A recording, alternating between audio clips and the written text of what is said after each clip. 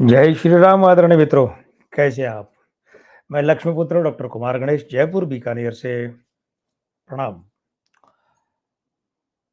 आज के समय का सबसे धनी क्रिकेट बोर्ड कौन-सा है? अगर ये आपसे पूछा जाए तो क्रिकेट से जुड़े लोगों को शायद दूसरे से तीसरा सेकंड नहीं लगे नाम बताने में। नाम तो यहाँ टिकर पर और शीर्षक में मैंने भी बता दिया है। लेकिन नाम चलिए नाम पर बाद में जाते हैं, पहले इधर आ जाते हैं कि अगर आपने अभी भी ये चैनल सब्सक्राइब नहीं किया है तो कर लीजिए, घंटी का चिन्ह दबाइए, वीडियो लाइक कीजिए, करवाइए, इस चैनल को अपना आशीर्वाद प्रदान कीजिए। और नाम की बात तो BCCI of board for control of cricket in India यानी भारतीय क्रिकेट नियंत्रण बोर्ड बीसीसीआई बहुत छोटे रूप में छोटे फॉर्म में जिसे कहते हैं। फिलहाल तो बोर्ड के पास में अपना कोई स्थायी अध्यक्ष नहीं है। स्थायी का मतलब एक कार्यकाल के रूप में पूर्णकालिक कार्यकाल के रूप में जो अध्यक्ष होता है वो नहीं है, क्योंकि जो रोजर बिन्नी चुने गए थे तो उनका कुछ दिन पहले त्यागपत्र हो गया। कोई और कारण नहीं था, उनका त्यागपत्र जो है वो उम्र की सीमा जो पूरी हो गई थी, तो जो एक वैधानिक दायरा है तो उसके कारण से उनका इस्तीफा हुआ। राजीव शुक्ला कार्यकारी अध्यक्ष बीसीसीआई के हैं। एशिया कप होने जा रहा है, बड़ा मामला है, उसके बाद भी बड़े मामले हैं क्रिकेट में। और बिग थ्री की अगर बात करें तो ऑस्ट्रेलिया, इंग्लैंड के साथ उनसे भी ऊपर के पायदान पर आर्थिक मजबूती और अपने रुतबे और दबदबे के साथ बैठा है बीसीसीआई यानी भारत का क्रिकेट कंट्रोल बोर्ड। लेकिन आपको इसके बारे में कुछ और खास जानकारियां आज के इस वीडियो में मैं देना चाहता हूं। मैं इस बीसीसीआई की पैदाइश के बारे में बताना चाहता हूं कि ये जन्मा कैसे, ये बना कैसे। देखिए, ये माना जाता है कि भारत में क्रिकेट अब से 304 साल पहले के लगभग शुरू हुआ था, मतलब 1721 ऐसा मानते हैं। अब ये कोई कहने की बात नहीं कि वो क्रिकेट यहाँ हिंदुस्तान में लेकर कौन आए थे, अंग्रेज लेकर आए थे, ठीक है ना। तो खैर वहां तो क्रिकेट का आगमन हुआ और उसके बाद सीधे से 205 साल की छलांग मार लेता हूं और आ जाता हूं 1926 में। तो तब क्या होता था, ये जो आज का आईसीसी है ना, इंटरनेशनल क्रिकेट काउंसिल, अंतरराष्ट्रीय क्रिकेट परिषद, आईसीसी, तब भी एक आईसीसी थी लेकिन उसका नाम था imperial cricket conference, short form में उसको भी आईसीसी कहते थे। तो 1926 में भारत को आईसीसी की सदस्यता या संबद्धता, ठीक है, वो प्राप्त हुई, एफिलिएशन मिला। लेकिन कमाल की बात है कि तब तक भारत में कोई क्रिकेट बोर्ड, क्रिकेट संगठन या क्रिकेट का संघ, कोई क्रिकेट की एसोसिएशन पूरे भारतीय स्वरूप में एक उसका नेतृत्व करने वाले के रूप में ऐसा कुछ था ही नहीं। ये आपको जानकर अचंभा तो हो सकता है, लेकिन बात तो सही है।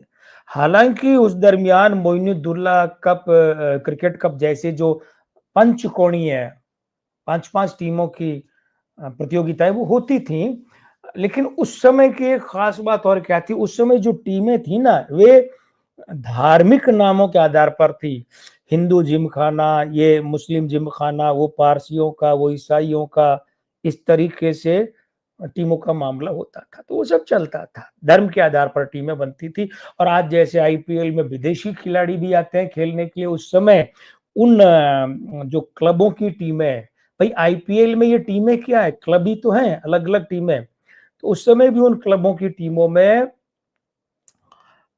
विदेशी खिलाड़ी खेलने आते थे। अब 2000, क्षमा कीजिएगा ये बार बार 2000 आ जाता है, लगभग 99 साल, 100 साल पहले 1926-27 में एमसीसी, एमसीसी 2 है, एक मेलबर्न क्रिकेट क्लब है जो 86 फरवरी में उसकी स्थापना के 100 साल के उपलक्ष्य में एक मिनी विश्व कप खेला गया था। एक मैनचेस्टर या मानचेस्टर क्रिकेट क्लब है एमसीसी, वो इंग्लैंड में।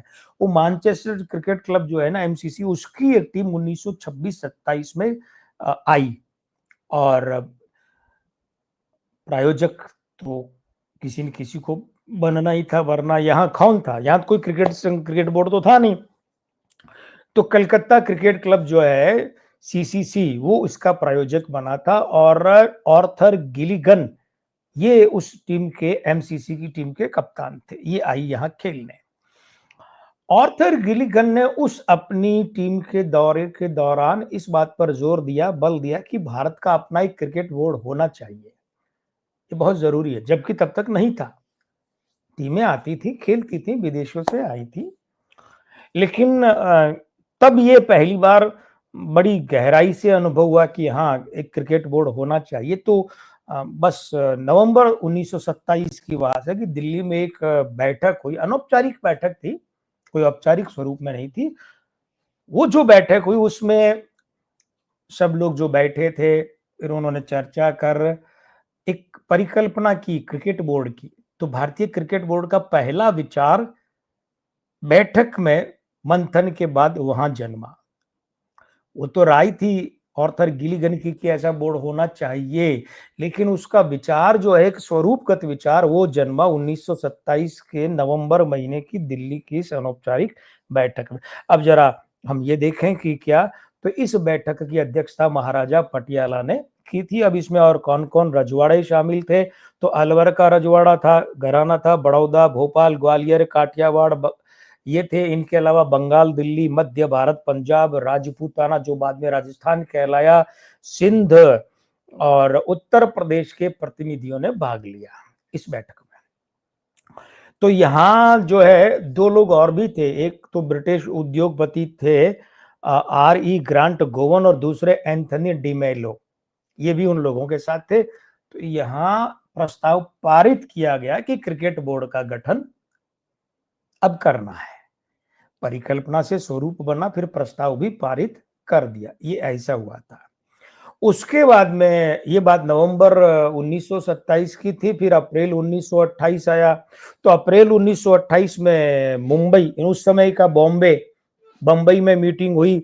इस मीटिंग में तय किया गया कि भावी बोर्ड जो है वो सिर्फ एक काम करेगा, नीति निर्धारण करेगा क्रिकेट के बारे में, नियम कायदे कानून बनाएगा और संचालन करेगा। मतलब व्यवस्था बनाएगा और व्यवस्था चलाएगा, ये इतना ही काम होगा। लेकिन थोड़े ही समय बाद में क्रिकेट बोर्ड पर एक क्रिकेट प्रतियोगिता करवाने, एक टूर्नामेंट करवाने की जिम्मेदारी आ गई थी और वो करवाना पड़ा।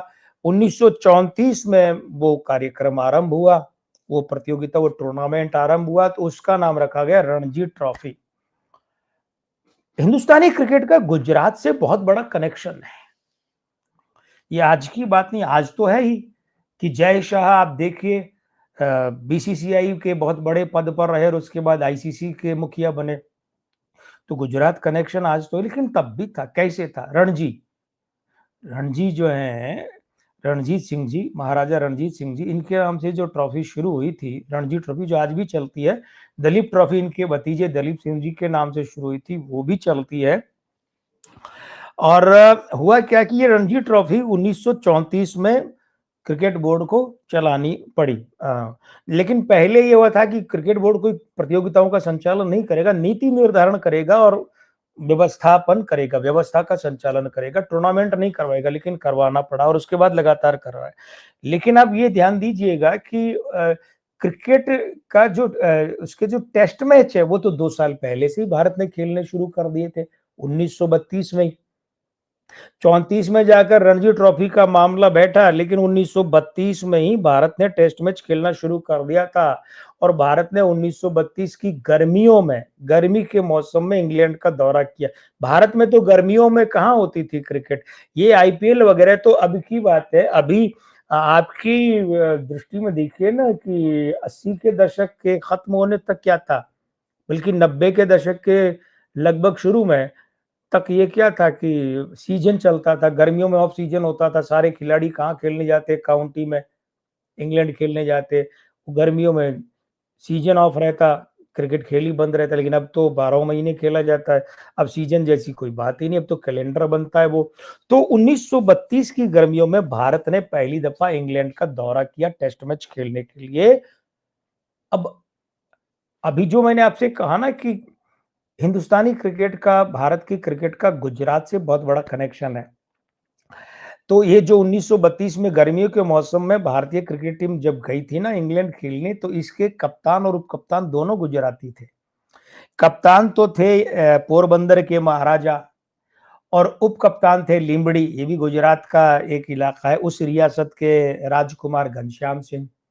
यानी कप्तान और उप-कप्तान दोनों कहाँ से थे? दोनों गुजरात से थे।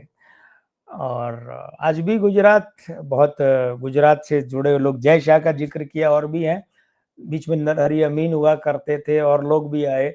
तो कुल मिलाकर बीसीसीआई जो है ना वो उस 1932 की पहली सीरीज़ के बाद से आगे तमाम उतार-चढ़ाव, उठा-पटक के बाद बढ़ता रहा और आज बीसीसीआई जो है इस मामले में इतना मजबूत हो गया है कि वो वैश्विक क्रिकेट का नियंता बन गया, नीति नियंता। अब जहाँ तक मेरी राय है इस मामले में इंद्रजीत सिंह बिंद्रा यानी आईएस बिंद्रा जो पंजाब के रहे थे अध्यक्ष एसोसिएशन के और उसके बाद बीसीसीआई के चेयरमैन रहे। उनके साथ में सचिव के रूप में जगमोहन डालमिया थे। वो जो दौर था उस दौर में हिंदुस्तान के क्रिकेट को पैसा मिलना शुरू हुआ और ये मजबूत होना शुरू हुआ। बाद में तो खैर सौरव गांगुली और जगमोहन डालमिया के अध्यक्ष रहते तो इस संघ ने जो अपना रुतबा हासिल किया वो आज सारी दुनिया देख रही है। और हाँ, आगामी सभी क्रिकेट प्रतियोगिताओं के लिए हमारी महिला क्रिकेट टीम को और हमारी पुरुष क्रिकेट टीम को हार्दिक शुभकामनाएं, अग्रिम शुभकामनाएं सफलता के लिए। और आपकी शुभकामनाएं इस चैनल को कैसे मिलेगी भाई? वो तो तभी मिलेगी कि जब आप ये चैनल अगर अभी भी सब्सक्राइब नहीं किया तो कर लेंगे और घंटी का चिन्ह दबाएंगे। आपकी शुभकामनाएं तो इस चैनल को तब मिलेंगी ना जब आप इस वीडियो को आशीर्वाद देंगे लाइक कर और मित्रों, परिजनों, परिचितों को भी जोड़ेंगे। तो जोड़िए, आप ये काम कीजिए, मैं एक काम करता हूँ, वो दूसरा काम और आपको भी पता है कि वो काम क्या है, वो ये है कि अगले वीडियो में अगला किस्सा लेकर हाजिर होता हूँ मैं, आपका दोस्त, आपका मित्र, आपका साथी, आपका हमसफ़र, आपका हमनवा, डॉक्टर कुमार गणेश, जयपुर बीकानेर से, यानी कि लक्ष्मी पुत्र डॉक्टर कुमार गणेश। ये कहते विदा लेता हूँ कि जय श्री राम, प्रणाम।